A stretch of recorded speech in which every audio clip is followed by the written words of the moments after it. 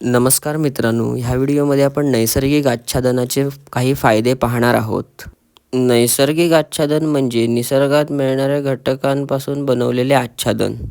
ह्यामध्ये पालापाचोळा, गवत व जेवढे काही निसर्गात नैसर्गिक गोष्टी आहेत त्या म्हणजे ह्यामध्ये तुम्ही नारळाचा काता पण असू शकतो. कोकोपीट हे चांगले आच्छादनच्या रूपाने काम करू शकते.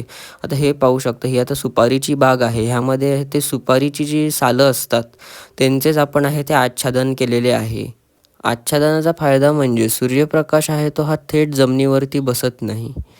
परत दुसरा फायदा म्हणजे आच्छादन वापरल्यामुळे जमिनीतले जेवढे मॉइश्चर आहे किंवा आर्द्रता म्हणू शकतो ती टिकून राहते. हवेतील जे आहे ते आर्द्रता देखील ह्यामध्ये खेचण्याची क्षमता असते. आच्छादन वापरल्यामुळे मातीची प्रत सुधारते. ह्या सर्व गोष्टींचा फायदा आपल्याला झाडांच्या वाढीवरती दिसून येतो.